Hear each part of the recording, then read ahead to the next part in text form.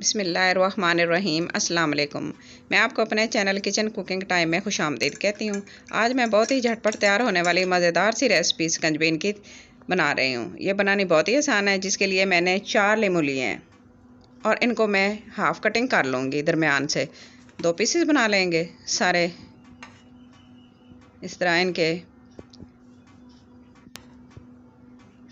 तो इस तरह ये मैंने सारे काट लिए हैं। अब हम इनको एक प्याली में निकालते हैं इनका जूस। तो मैं एक स्ट्रेनर ले ली है और इसके अंदर हम इन पीसेस को निचोड़ते जाएंगे और जो जूस होगा लेमन का वो इकट्ठा कर लेंगे इस प्याली में।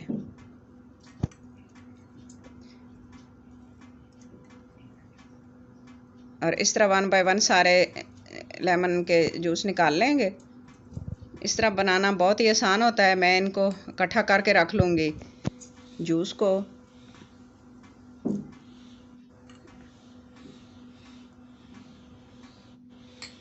और मैंने शुगर चीनी जो ली है वो मैंने पिसी हुई ली है, पाउडर लिया है चीनी का, और नमक लिया है और ये जूस निकाल लिया है।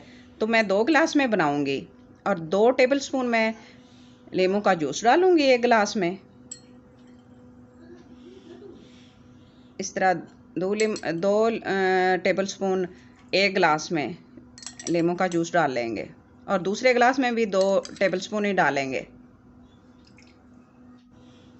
और 1 चुटकी के करीब मैं इसमें नमक डालूंगी। दोनों गिलासों में 1-1 चुटकी नमक डाल लेंगे।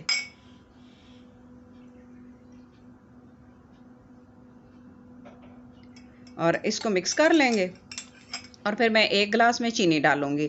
2 खाने के चम्मच यानी कि 2 टेबलस्पून मैं इसमें चीनी के डालूंगी। पाउडर बना के मैंने रखा है। ये इस तरह मिक्स करना आसान होता है। ये 2 टेबलस्पून मैं 1 गिलास में डालूंगी और पानी डाल के मिक्स कर लूँगी। तो आप भी ज़रूर इस तरह बना के रखना। और जिसको ज़रूरत हो अफ्तारी के टाइम, कोई नमकीन पीता है स्कंजबीन और कोई मीठी पीता है, किसी को अच्छी लगती है, अपनी अपनी पसंद की बात होती है। तो मैं नमकीन पीती हूँ, इसलिए मैं इस तरह 2 तरह बना के रखी है। किसी को मीठा पसंद है तो वो मीठा पी सकता है। तो हम इसमें पानी डाल लेंगे गिलास में और चीनी को अच्छी तरह मिक्स कर लेंगे। और दूसरे गिलास में नमक डाला हुआ है, इसको भी अच्छी तरह मिक्स कर लेंगे।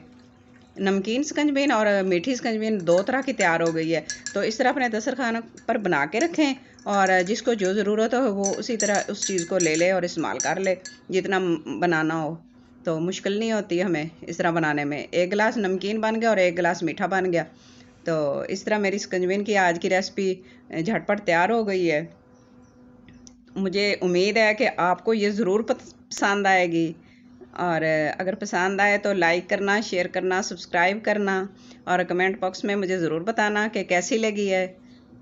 और अपनी दुआओं में याद रखना। Thanks for watching. अल्लाह हाफ़िज़।